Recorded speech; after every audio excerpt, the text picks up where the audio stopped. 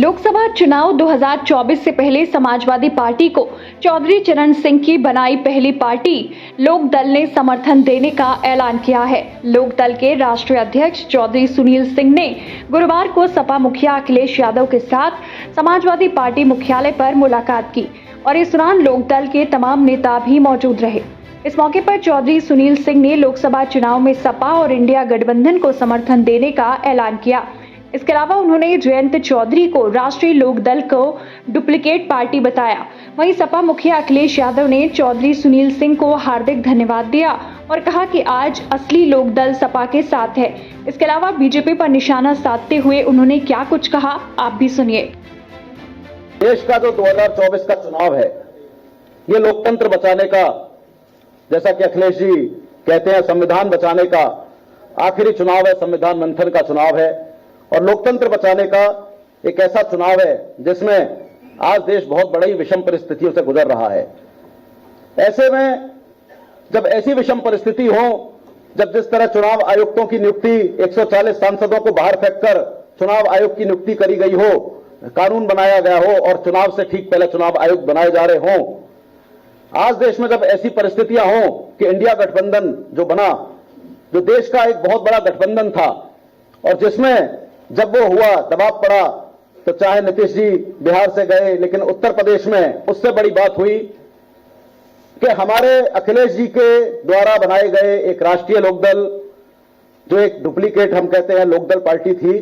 लोकदल, ये जो लोकदल जिसकी हम बात कर रहे हैं वो पार्टी है जो स्वर्गीय चौधरी चरण सिंह जी ने बनाई थी वर्ष 1980 में, और जिसमें इस देश के सभी नेता, माननीय मुलायम सिंह यादव जी उत्तर प्रदेश में, हमारे पिताजी राजेंद्र सिंह जी, हरियाणा में देवीलाल जी, बिहार में कर्पूरी ठाकुर साहब जिन्हें आज भारत रत्न दिया गया, ये सभी इसी लोकदल से निकले और पूरे के पूरे देश में किसानों की बात लोकदल करता था, माननीय मुलायम सिंह जी और अन्य सभी नेताओं के साथ मिलकर। एक जमाना था लोकदल का, लोकदल जब तक था तब तक एक बहुत बड़ी ताकत थी, लेकिन लोकदल के नाम से मिलती जुलती कल्पनाथ राय जी मऊ से एक सांसद होते थे, कांग्रेस के सांसद थे।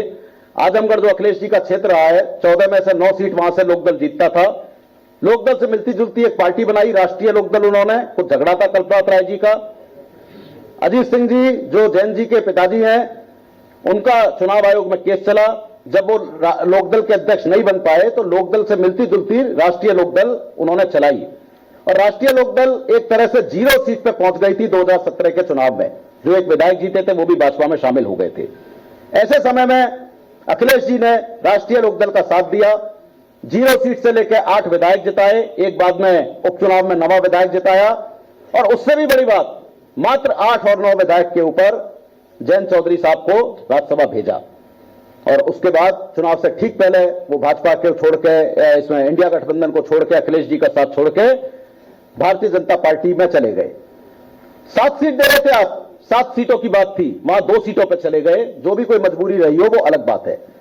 ऐसे समय में जब उन्होंने ये कहा कि मोदी जी में उन्हें चौधरी साहब की आइडियोलॉजी नजर आती है, तो ऐसे समय में, उस समय हम लोकदल को लेकर अखिलेश जी और इंडिया गठबंधन के पास आए। हमने कहा देखिए, भले ही नकली लोकदल चला गया हो, भले ही वो लोग जो लोकदल को चौधरी साहब की आइडियोलॉजी को मोदी जी से मिला रहे हो चले गए हों, लेकिन आज इस देश बचाने की लड़ाई में लोकदल आपके साथ कंधे से कंधा मिलाकर पूरे प्रदेश में, पूरे देश में आपके साथ खड़ा है जहां भी आप लड़ रहे हैं। हमारे साथी पूर्व एमएलसी सुनील सिंह जी का बहुत बहुत धन्यवाद देते हैं कि वो उनका साथ हमें मिल रहा है।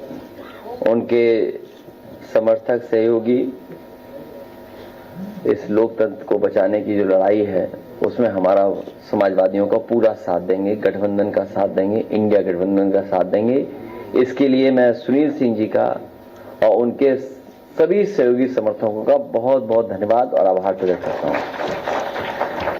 समाजवादी पार्टी में शामिल हो रहा है, मैं उन सब का स्वागत करता हूं, धन्यवाद देता हूं और बधाई देता हूं कि मैं उम्मीद करता हूं कि आने वाले समय में मतदान के साथ साथ सावधान रहने का भी काम करेंगे।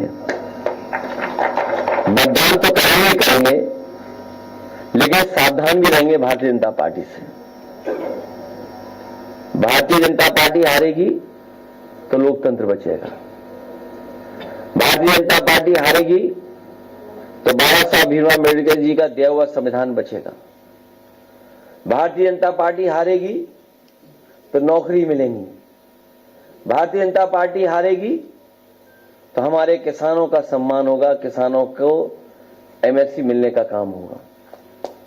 इसलिए मैं इस मौके पर, जब देश की निगाहें उत्तर प्रदेश पे हैं, उस समय लोकदल हमारा सहयोग कर रहा है, इससे अच्छा काम और कोई नहीं हो सकता है। मैं लोकदल का एक बार फिर धन्यवाद देता हूं, बधाई देता हूं।